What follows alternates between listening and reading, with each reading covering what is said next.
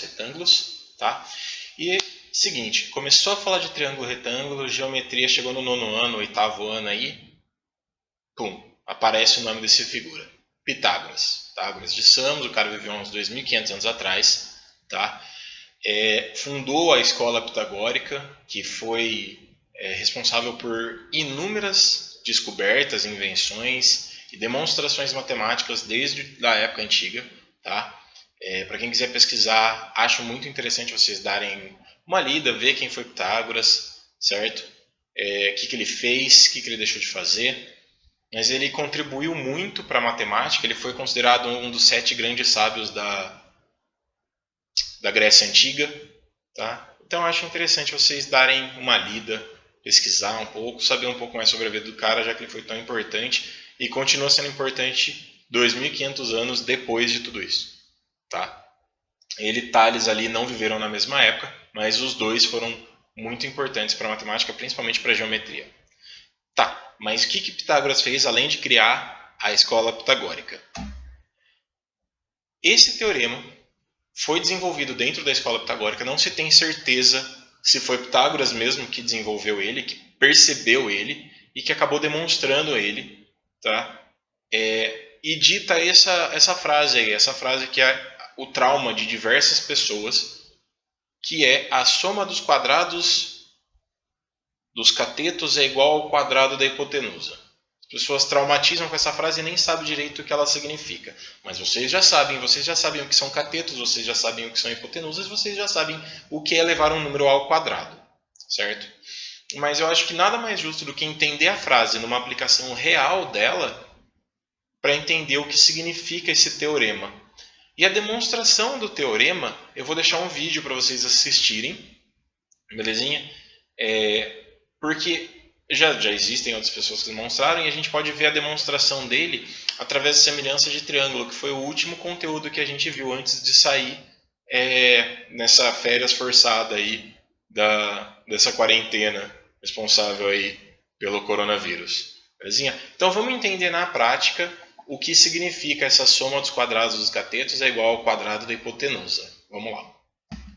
Então eu deixei aqui pra gente um triângulo retângulo, certo? Igual aquele que eu tinha apresentado para vocês no vídeo passado, beleza?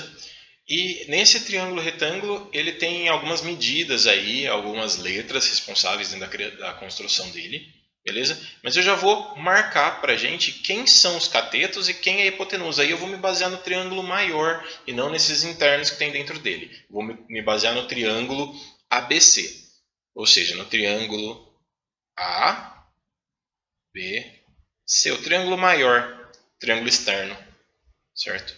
Olhando para esse triângulo e relembrando aquilo que eu falei na aula passada, quem são os catetos?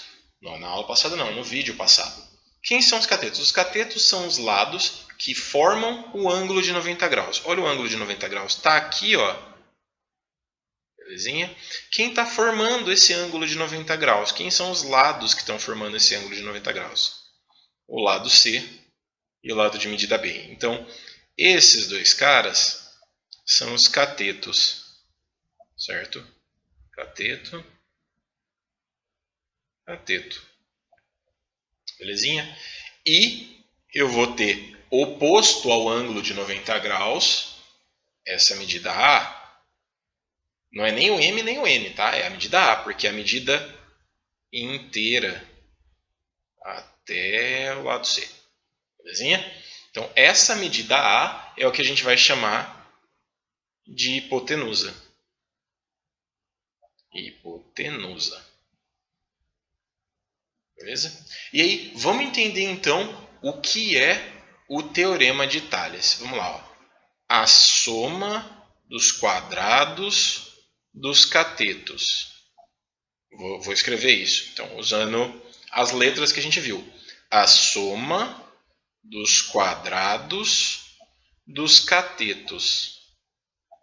Então, eu somei os dois catetos, o valor dos dois catetos elevado ao quadrado. Então, C ao quadrado mais B ao quadrado é igual, aqui ó, é igual ao quadrado da hipotenusa. Beleza? Então, vamos escrever, é igual ao quadrado da hipotenusa. Certinho? Então, isso vai ser o teorema de Pitágoras. Certo, mas vamos entender como é esse teorema de Pitágoras e como que a gente consegue aplicar ele de verdade ali nos nossos triângulos. A gente sabe que a soma dos quadrados dos catetos é igual ao quadrado da hipotenusa. Beleza, mas como que isso se aplica num triângulo? Então eu coloquei 3 exemplos aqui, vou resolver os 3 com vocês, só para a gente entender qual é a aplicação direta de cada um em cada formato desse triângulo. Ok? Então, nesse primeiro aqui, na letra A, eu tenho lá o 26, que é um dos catetos. O 21 é outro cateto. E o x é a nossa hipotenusa. Então, a soma dos quadrados dos catetos é igual ao quadrado da hipotenusa. Então, 26 elevado ao quadrado mais 21 elevado ao quadrado é igual a x elevado ao quadrado. Certo? E quanto que dá cada uma dessas coisas? Então, 26 elevado ao quadrado vai dar 676. Mais 21 elevado ao quadrado, 441. E isso é igual a x ao quadrado. Beleza, faz a soma dos dois aí rapidinho. Então, a soma desses caras vai dar 1117. É igual a x ao quadrado. Beleza. E aí, quanto vale o x? Porque eu não quero saber x ao quadrado, eu quero saber x. Eu quero saber qual é a medida do lado AC. X é igual a raiz quadrada de 1117. 1117, por uma sorte ou azar, é um número irracional. E vai ficar como essa resposta? Vai ficar assim mesmo, porque além de ser um número irracional, porque não tem raiz exata, ele é um número primo. Então não tem nenhuma simplificação para esse valor. Então aí já fica aquela dica para entender que os números não precisam ter um número exato. Uma boa parte vai dar, uma outra parte não vai dar, certo? Mas se você chegou numa raiz que não tenha nem simplificação nem raiz exata, deixe ele dentro da raiz mesmo. Esse é o valor do nosso x nesse exemplo. Tranquilinho? Vou deletar isso daqui para a gente ir para o próximo exemplo. Espera aí. Seguindo aí então no nosso exercício B, nesse caso aqui é um pouco diferente. Por quê? Porque ele passou para mim a hipotenusa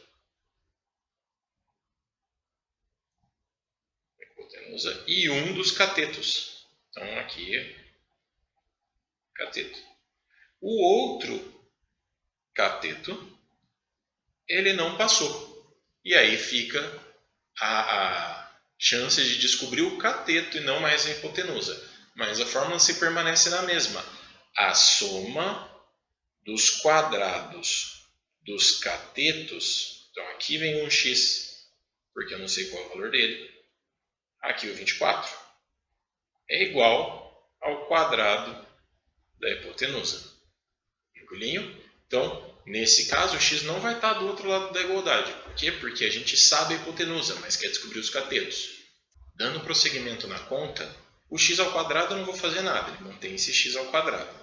Mais 24 ao quadrado, que é 576, é igual a 625, porque é o 25 ao quadrado. E agora, como é que resolve?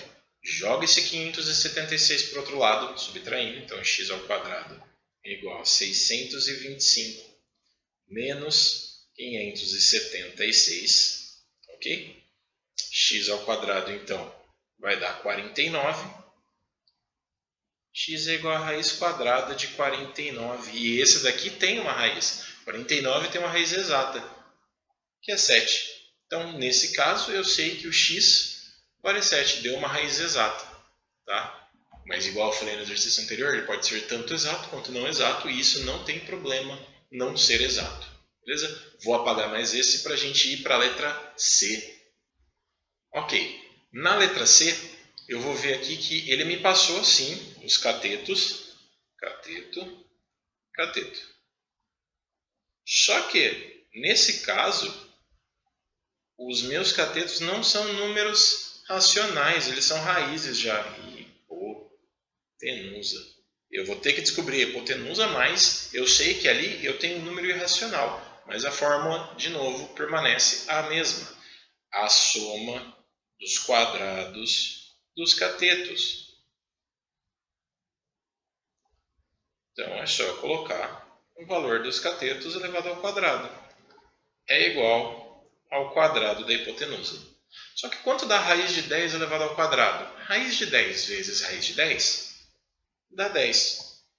Então é 10 mais 10 igual a x ao quadrado. Então, x ao quadrado é igual a 20. Beleza. Passo a raiz nos dois caras, x vai ser igual a raiz quadrada de 20. Ah, mas aqui agora a raiz quadrada de 20 não é um número racional, mas ele é um número simplificável, porque 20 a gente pode fatorar ele. Se eu fatorar o 20, por 2 dá 10, por 2 dá 5, por 5 dá 1. Então, isso daqui é a mesma coisa que a raiz quadrada de 2 ao quadrado vezes 5. 2 ao quadrado tem raiz quadrada, que é 2. E o 5 permanece lá dentro mesmo. Então, a forma reduzida da raiz quadrada de 20 é 2 vezes a raiz quadrada de 5. Tá? Parece um número menor? Parece, porque x é igual a 2 vezes a raiz de 5, sendo que os catetos é raiz de 10. Mas 2 vezes a raiz quadrada de 5 é um número maior do que a raiz quadrada de 10. Beleza? Então essas são 3 aplicações que a gente vai fazer, que eu fiz para vocês sobre o Teorema de Pitágoras, para vocês entenderem como eles funcionam para poder realizar os exercícios que vocês tiverem pela frente aí. Belezinha? Até a próxima aula para vocês.